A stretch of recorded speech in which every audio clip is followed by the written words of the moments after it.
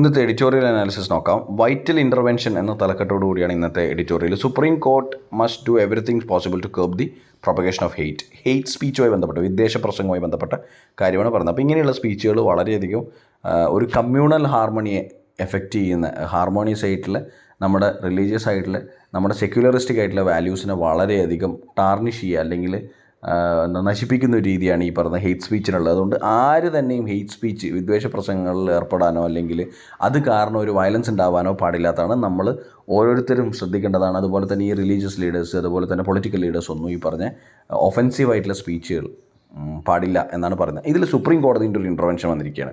There is a good reason for supreme court to ask the police to be proactive in dealing with the hate speech by taking immediate legal action without waiting for a formal complaint. അപ്പോൾ ഇതിൽ supreme കോടതിൻ്റെ ഇടപെടൽ എന്താണ്? ഈ ഇടപെടൽ എന്ന് പറയുന്നത് പോലീസിനോട് pro active ആവാനാണ് പറഞ്ഞിരിക്കുന്നത്.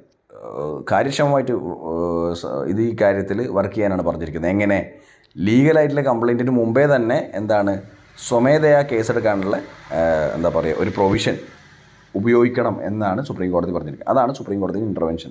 ഏതെങ്കിലും രീതിയിൽ അങ്ങനെ ഒരു ഹെയ്റ്റ് സ്പീച്ച് നടക്കുകയാണെങ്കിൽ അത് കാരണം ഒരു വയലൻസോ മറ്റു രീതിയിലും പൊട്ടിപ്പുറപ്പെടാതിരിക്കാൻ വേണ്ടി പ്രോ ആക്റ്റീവായിട്ട് അതിനെ ഡീൽ ചെയ്യണം എന്നാണ് പറഞ്ഞിരിക്കുന്നത്. Directed at the police in Delhi, Uttar Pradesh and Uttarakhand. Order is in response to the unending flow of hate speeches. നിർത്താതെയുള്ള ഹെയ്റ്റ് സ്പീച്ചുകളാണ് എന്നാണ് പറയുന്നത്. ഒഫൻസീവായിട്ടുള്ള ഇങ്ങനെയുള്ള പ്രസംഗങ്ങളാണ് ഉള്ളത് എന്നാണ് പറയുന്നത്. അതുകൊണ്ടാണ് അങ്ങനെ ഒരു നിരീക്ഷണത്തിലാണ് ഇങ്ങനൊരു ഓർഡർ സുപ്രീം കോടതി പറഞ്ഞിരിക്കുന്നത്. Unending flow of hate speech എന്നാണ് പറഞ്ഞിരിക്കുന്നത്. അതായത് ഈ വിദ്വേഷ പ്രസംഗങ്ങളുടെ ഒരു കണ്ടിന്യൂസ് ആയിട്ടുള്ള തുടർക്കഥയാണ് എന്ന് പറയുന്നു. The court has referred to the growing climate of hate and taken note of the inaction in most instances despite the law containing provisions to deal with the phenomenon. നിയമപരമായിട്ട് ഇങ്ങനെയുള്ള കാര്യങ്ങളെ എതിർക്കാൻ വേണ്ടി പോലീസിനും അതുപോലെ തന്നെ മറ്റ് അധികാരികൾക്കും ഓപ്ഷൻ ഉണ്ടെങ്കിൽ പോലും അങ്ങനെയുള്ള കാര്യങ്ങളിൽ പൊതുവേ ഈ പറഞ്ഞ ആക്ഷൻ എടുക്കാറില്ല. അതുകൊണ്ട് തന്നെ ഈ പറഞ്ഞ പ്രൊആക്റ്റീവ് ആവേണ്ട ആവശ്യം പോലീസിനുണ്ട്. അത് സുപ്രീം കോടതി ചൂണ്ടിക്കാണിക്കുകയായിരുന്നു. അപ്പോൾ ഇതിനെ ഏത് രീതിയിൽ ബാധിക്കുമെന്ന് പറഞ്ഞാൽ നമ്മുടെ ഇപ്പോൾ ഒരു കൾച്ചർ അല്ലെങ്കിൽ നമ്മുടെ കോൺസ്റ്റിറ്റ്യൂഷണലി വാലിഡ് ആയിട്ടുള്ള ഒരുപാട് മാനദണ്ഡങ്ങൾ അതിനൊക്കെ ബാധിക്കുന്ന കാര്യമാണ്. കാരണം കമ്മ്യൂണൽ ഹാർമണി, ഫ്രറ്റേണിറ്റി, ട്രാങ്ക്വിലിറ്റി, അപ്പോൾ അങ്ങനെയുള്ള വാല്യൂസിനൊക്കെ ഇത് ബാധിക്കും. കാരണം എന്താ, നമ്മളൊരു സെക്യുലർ ആയിട്ടുള്ള രാജ്യമാണ്. നമ്മൾ മറ്റ് റിലീജിയൻസിനെ സപ്പോർട്ട് ചെയ്യുന്ന കൂട്ടത്തിലാണ്.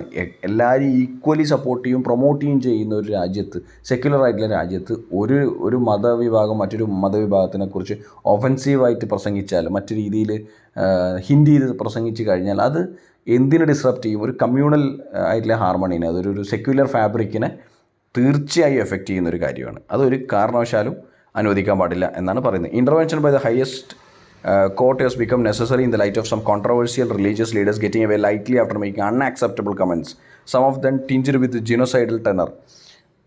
ഭയങ്കര സീരിയസ് ആയിട്ടുള്ള ഒഫൻസീവ് ആയിട്ടുള്ള കാര്യങ്ങൾ പറഞ്ഞിട്ടും ചില റിലീജിയസ് ലീഡേഴ്സും എല്ലാം മുങ്ങുകയാണ് ചെയ്യുന്നത്. അത് ഒരിക്കലും ആ പഴുത് ഒരിക്കലും ഉണ്ടാവാൻ പാടില്ല എന്നാണ് സുപ്രീം കോടതി പറയുന്നത്. It was religious conclave held in Haridwar last year that set the tone of hate speech case that is being heard now. Even then, the court has called for corrective measures leading to another conclave being prevented by local authorities in Roorkee and Uttarakhand. While the intervention may have halted a few meetings at the time, it cannot be said that such transgressions have ended. There had been a disconcerting pattern of Hindu festivals becoming an occasion for conduct of religious processions and the end in clashes caused by proactive behavior. ഇപ്പോൾ പല religious ആയിട്ടുള്ള മീറ്റിങ്ങുകളിലുമാണ് ഈ പറഞ്ഞ hate സ്പീച്ചിൻ്റെ propaganda അല്ലെങ്കിൽ പ്രൊപ്പഗേഷൻസ് നടക്കുന്നത് എന്ന് പറയുന്നു. അപ്പോൾ വിദ്വേഷ പ്രസംഗങ്ങൾ ഒരു കണ്ടിന്യൂസ് ആയി നടക്കുന്ന സമയത്ത് ഇടപെടൽ ആവശ്യമാണ്. കാരണം ഇന്ത്യൻ്റെ സെക്യുലർ ഫാബ്രിക്കും അതുപോലെ തന്നെ കമ്മ്യൂണൽ ഹാർമണിയും പ്രൊട്ടക്ട് ചെയ്തേ പറ്റും. ഫ്രട്ടേണിറ്റി, ബ്രദർഹുഡ്, അങ്ങനെയുള്ള കോർ വാല്യൂസ് പ്രൊട്ടക്ട് ചെയ്തേ പറ്റുള്ളൂ. അപ്പോൾ ഇങ്ങനെ കർബ് ചെയ്തത് കൊണ്ട് മാത്രം അത് നിൽക്കുന്നില്ല. അതിനൊരു സെൻസിറ്റൈസേഷൻ ആവശ്യമാണ്, ഒരു അവെയർനെസ് ആവശ്യമാണ്. അപ്പോൾ ഇതിൽ പറഞ്ഞിരിക്കുന്നത് ഏത് വിധേനയും സുപ്രീം കോടതി ഇടപെട്ട് ഹെയ്റ്റ് സ്പീച്ചുകൾ അല്ലെങ്കിൽ വിദ്വേഷ പ്രശ്നങ്ങൾ ഒഴിവാക്കണമെന്നും നിർത്തലാക്കണമെന്നൊക്കെയാണ്. അപ്പോൾ അതിന് വ്യക്തമായ ലീഗലായിട്ടുള്ള പ്രൊവിഷൻസ് ഉപയോഗിക്കണം എന്നാണ് പറയുന്നത്. ഫസ്റ്റ് നമ്മൾ ഒരു റിവൈസ് ചെയ്യുകയാണെങ്കിൽ integrity and unity of India പലപ്പോഴും വളരെ ഡൈവേഴ്സായിട്ട് റിലീജിയൻസും അതുപോലെ തന്നെ കൾച്ചേഴ്സും ഉള്ള രാജ്യത്ത് ഇങ്ങനെയുള്ള വിദ്വേഷ പ്രസംഗങ്ങളും ഒരു ഗ്രൂപ്പ് മറ്റൊരാളെ ടാർഗറ്റ് ചെയ്ത് സംസാരിക്കുന്ന ഒഫൻസീവായിട്ടുള്ള കാര്യങ്ങൾ ഈ പറഞ്ഞ യൂണിറ്റി ഇൻറ്റഗ്രിറ്റി ബാധിക്കും. അതുപോലെ തന്നെ സെക്യുലർ ആയിട്ടുള്ള രാജ്യമായ ഇന്ത്യയിൽ ഈ പറഞ്ഞ പ്രശ്നങ്ങൾ ഉണ്ടാക്കും. റിലീജിയസ് ടോളറൻസ്, മറ്റു മതക്കാരെ നമ്മൾ ഒരുമിച്ച് കോഎക്സിസ്റ്റ് ചെയ്താണ് മുമ്പോട്ട് പോകുന്നത്. ആ കോഎക്സിസ്റ്റൻസ് ഇല്ലാതാവുകയാണ് ഇങ്ങനെയുള്ള കാര്യങ്ങൾ ചെയ്യുന്നത്. ഒരു മതത്തെക്കുറിച്ച് വളരെ മോശമായി പറഞ്ഞ് എതിർക്കാൻ വേണ്ടി നമ്മൾ നമ്മുടെ ഫോളോവേഴ്സിനോട് പറയുകയാണെന്ന് വിചാരിക്കട്ടെ, ഒരു റിലീജിയസ് ലീഡർ. അങ്ങനെയാകുമ്പോൾ എന്ത് പറ്റും? മറ്റു മതത്തോടുള്ള കോഎക്സിസ്റ്റൻസ്, ഒരുമിച്ചുള്ള നിലനിൽപ്പ് ഇല്ലാതാവുകയാണ് ചെയ്യുന്നത്. അപ്പോൾ അപ്രോപ്രിയേറ്റ് ആക്ഷൻ പോലീസിനോട് എടുക്കണമെന്ന് സുപ്രീം കോടതി പറയുകയാണ്. ഏത് വിധേനയും അങ്ങനെയുള്ള കാര്യങ്ങൾ തുടർന്ന് കൊണ്ടുപോകാൻ പാടില്ല എന്നാണ് ന്യൂസിൽ പറയുന്നത്.